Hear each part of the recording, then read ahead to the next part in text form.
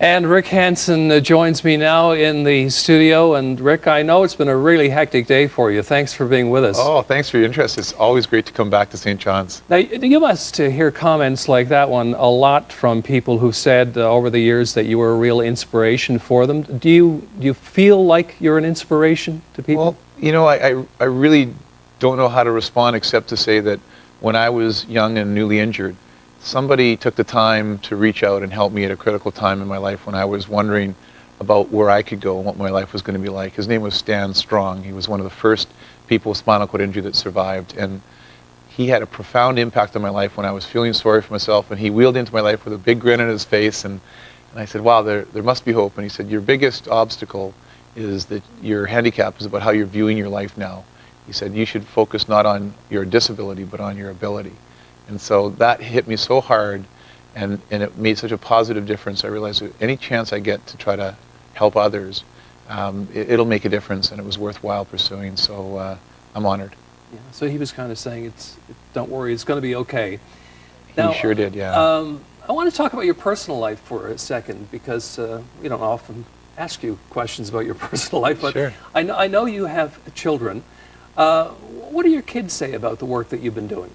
We have three amazing girls, Emma, Alana, and Rebecca, 16, 14, and 11 years old, and they are the joy of our lives. Amanda and I are so blessed to have our daughters with us, and what an amazing journey with them, seeing love, giving it and receiving it, and seeing them grow. And we talk about, the tour in the context of, of what we did and we do today, mostly so they understand it, but we don't try to overplay it at our home. I'm just dad at home, and Amanda's CEO of the home, and she's got everything under control, and I'm there to help in whatever way I can. And it's a wonderful thing. I feel very blessed to be able to encourage the kids to think about what they can do to make a difference in their lives, and that they can believe in themselves and set their own goals and chart their own life along the way as well. And that's really what's most important for us.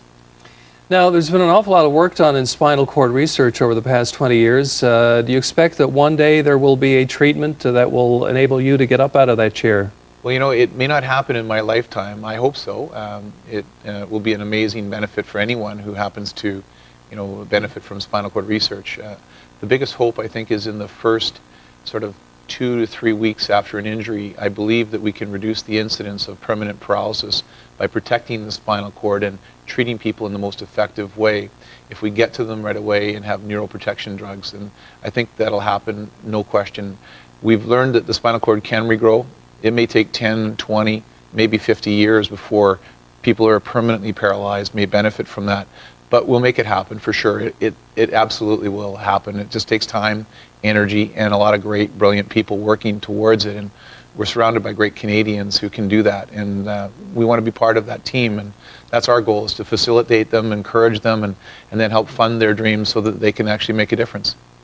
Now, apart from the research, in what other ways have things changed for physically challenged people since you made your famous world tour? Well, when I was doing the tour, there were two big goals or dreams, right? One was to find a cure, and the other was to, in the meantime, make sure that communities were accessible and inclusive so people with disabilities could reach their full potential and live a full and productive life in spite of their challenges. And in the last 20 years, we've made a lot of progress, there's no question. When I go coast to coast across the country, I see changes that are amazing. First of all, it's the people who are living their lives. You look at leaders like Mel Fitzgerald, Joanne MacDonald, the late Debbie Prim here from St. John's, and they were able to get out into the community and make a difference. And you see the Lieutenant Governor of Quebec, Lise Thibault, Stephen Fletcher, an MP from Manitoba, and Sam Sullivan, the mayor of the city of Vancouver. I mean, people who are just emerging to get on with life and make the best of things and contribute to our country and our society. And